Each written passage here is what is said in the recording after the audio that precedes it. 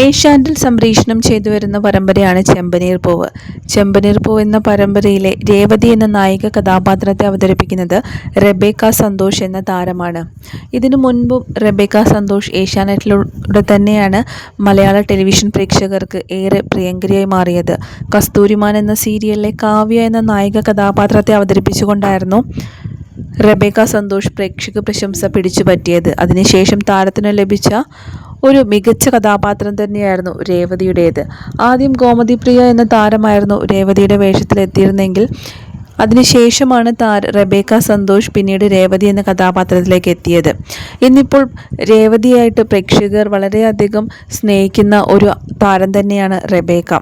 റെബേക്കയുടെ കാലിന് കഴിഞ്ഞ 2 മാസങ്ങൾക്ക് മുമ്പായിരുന്നു ഒരു സർജറി ഉണ്ടായിരുന്നത്. താരത്തിൻ്റെ കാൽ ഷൂട്ടിംഗ് ലൊക്കേഷനിൽ ഇടയ്ക്ക് വെച്ചാണ് ഒരു ചെറിയ അപകടം പറ്റിയത്. ചെറിയൊരു ഫ്രാക്ചർ ആയിരുന്നു താരത്തിൻ്റെ കാലിനുണ്ടായിരുന്നത്. അപകടം പറ്റിയ സമയത്ത് താരം അതൊന്നും തന്നെ ശ്രദ്ധിക്കാതെ വീണ്ടും ഷൂട്ടിങ്ങിന് പോവുകയും മറ്റു കാര്യങ്ങളിലെല്ലാം തന്നെ ആക്റ്റീവ് ആവുകയും ചെയ്തിരുന്നു. എന്നാൽ വേദന കലശലായതോടെയാണ് താരം ഹോസ്പിറ്റലിലേക്ക് പോയത്. ആ സമയത്താണ് ഫ്രാക്ചർ ഉണ്ടെന്നറിയുന്നത്.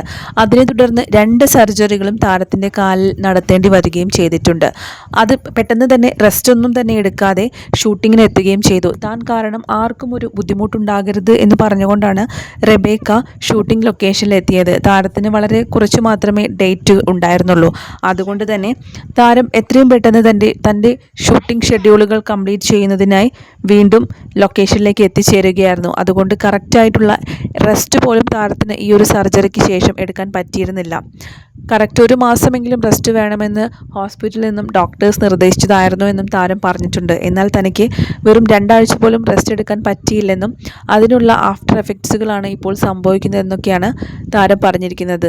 അതുമാത്രമല്ല, കഴിഞ്ഞ ഏഷ്യാനെറ്റിൻ്റെ ടെലിവിഷൻ അവാർഡ്സിൽ റെബേക്ക സന്തോഷും അരുണും ചേർന്നുകൊണ്ട് ഒരു ഡാൻസ് പ്രോഗ്രാമിലും പങ്കെടുത്തിരുന്നു. വളരെ മികച്ച ഒരു ഡാൻസ് പെർഫോമൻസ് തന്നെയായിരുന്നു ഇരുവരും കാഴ്ചവെച്ചിരുന്നത്.